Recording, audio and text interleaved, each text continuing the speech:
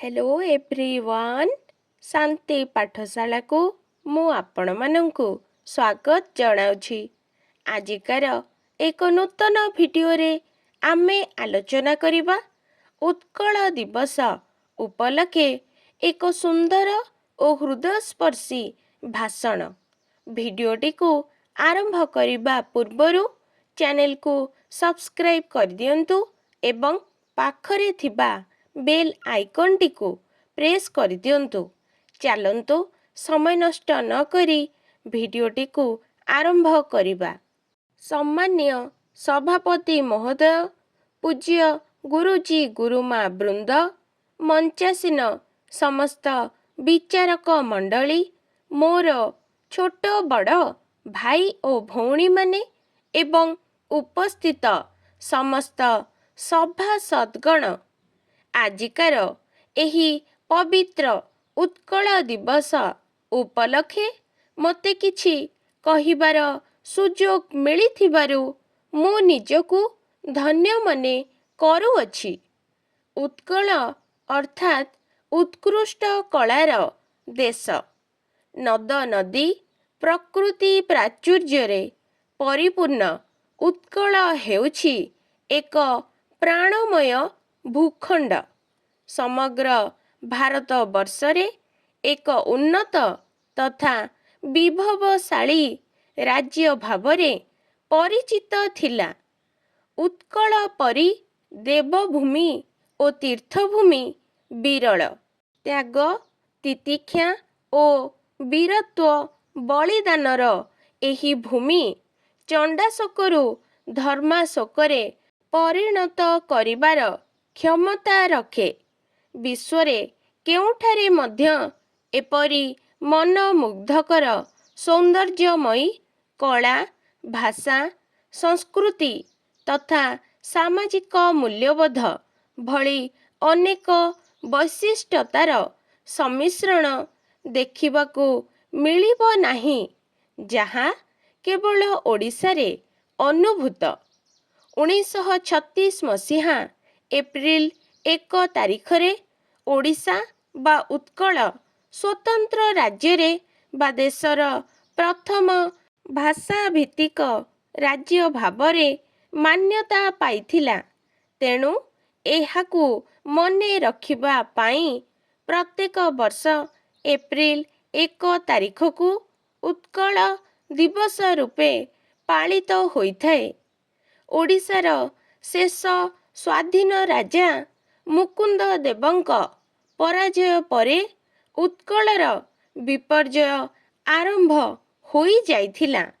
मोगल, अफगान ओ मराठा मानଙ୍କ द्वारा उत्कल भूमि बारंबार पराजित होई खंड विखंडित होइथिला।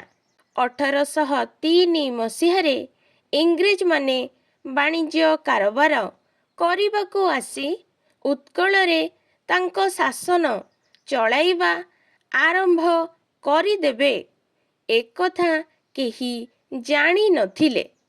फलरे उत्कलर विभिन्न अंशको इंग्रेज माने बिहार, मध्य प्रदेश, पश्चिम बंग और मांद्राज प्रेसिडेंसी रे सामिल करिदेले। उत्कल संपूर्ण रूपे निजर स्वतंत्रता हराई बसिला। 1903 मसीहारे पारलार युवराजଙ୍କ प्रचेष्टारे स्वतंत्र उत्कल प्रदेश गठन पाई प्रचेष्टा करागला। 1931 मसीहारे इंग्लैंड रे गोल टेबल बैठक रे महाराजा कृष्णचंद्र गजपति ओडिशा स्वतंत्र प्रदेश प्रसंगरे दाबी उपस्थापन करिथिले। तांकर एही दाबी को ग्रहण करी श्वेतपत्र रे स्वतंत्र ओडिशा गठन पाई सुपारिश होइथिले मध्य सेथिरु पारला खेमुंडी ओ जयपुर को बाद दिया जाइथिला। परे युग्म संसदीय कमिटीर अनुमोदन क्रमे एही दुई अंचल को सामिल करा जाइथिला। 1932 मसीहा ଡିସେମ୍ବର 24 ତାରିଖ ସାମୁଏଲ ହୋର ଓଡ଼ିଶା ସ୍ୱତନ୍ତ୍ର ରାଜ୍ୟ ବୋଲି ବିଧିବଦ୍ଧ ଭାବେ ଘୋଷଣା କଲେ। 1935ରେ ଭାରତ ଶାସନ ଆଇନ ବଳରେ ଓଡ଼ିଶା ଏକ ସ୍ୱତନ୍ତ୍ର ରାଜ୍ୟ ହେଲା। 1936 ମସିହା ଏପ୍ରିଲ 1ରେ ବ୍ରିଟେନର ରାଜା ଏହି ଆଦେଶନାମାରେ ସ୍ୱାକ୍ଷର କରି ଓଡ଼ିଶାକୁ ଏକ ସ୍ୱତନ୍ତ୍ର ପ୍ରଦେଶର ମାନ୍ୟତା ଦେଲେ। ଦୀର୍ଘ ଦିନ ଧରି ରାଜତନ୍ତ୍ରର ବିଲୋପ ଘଟିଲା ଏବଂ 1936 ମସିହା ଏପ୍ରିଲ 1 ତାରିଖରେ ଉତ୍କଳ ଏକ ସ୍ୱତନ୍ତ୍ର ରାଜ୍ୟର ମାନ୍ୟତା ପାଇଲା। ପାରଳା ମହାରାଜ କୃଷ୍ଣଚନ୍ଦ୍ର ଗଜପତି ଓଡ଼ିଶାର ପ୍ରଥମ ପ୍ରଧାନମନ୍ତ୍ରୀ ହେଲେ। ଉତ୍କଳମଣି ଗୋପବନ୍ଧୁ ଦାସ, ମହାରାଜା କୃଷ୍ଣଚନ୍ଦ୍ର ଗଜପତି, ଗୌରୀଶଙ୍କର ରାୟ, ଫକୀରମୋହନ ସେନାପତି, ହରେକୃଷ୍ଣ ମହତାବ, ନୀଳମଣି ବିଦ୍ୟାରତ୍ନ, ଗୋଦାବରୀଶ ମିଶ୍ର, ଆଚାର୍ଯ୍ୟ ହରିହର ଆଦି ସୁଯୋଗ୍ୟ ସନ୍ତାନଗଣ ଓଡ଼ିଶାକୁ ସ୍ୱତନ୍ତ୍ର ପ୍ରଦେଶର ମାନ୍ୟତା ଦେବାରେ ଅନେକ ସଂଘର୍ଷ କରିଛନ୍ତି। ଉତ୍କଳ ଦିବସ ହେଉଛି ଓଡ଼ିଆ ଜାତୀୟ ଜୀବନର ବହୁ ସ୍ମୃତି ବିଜଡ଼ିତ ଏକ ଐତିହାସିକ ଦିନ। ବହୁ ସ୍ୱପ୍ନ, ସଂକଳ୍ପ ଓ ସଂଗ୍ରାମ ପରେ ଏ ଜାତିର ବରପୁତ୍ରମାନେ ଖଣ୍ଡ ବିଖଣ୍ଡିତ ଉତ୍କଳର ସଙ୍କୁଚିତ ମାନଚିତ୍ର ବଦଳାଇ ଦେଇଛନ୍ତି। ଏକତାର ବଳ ହିଁ ସର୍ବଶ୍ରେଷ୍ଠ ବଳ। ତେଣୁ ବର୍ତ୍ତମାନ ଯୁଗରେ ଆମେ ସମସ୍ତେ ଏକତ୍ରିତ ହୋଇ ଆମ ଦେଶର ଭାଷା, ଐତିହ୍ୟ, ସଂସ୍କୃତି ଓ ପରମ୍ପରାକୁ ଅକ୍ଷୁର୍ଣ୍ଣ ରଖିବାକୁ ଶପଥ ନେବା ଆବଶ୍ୟକ।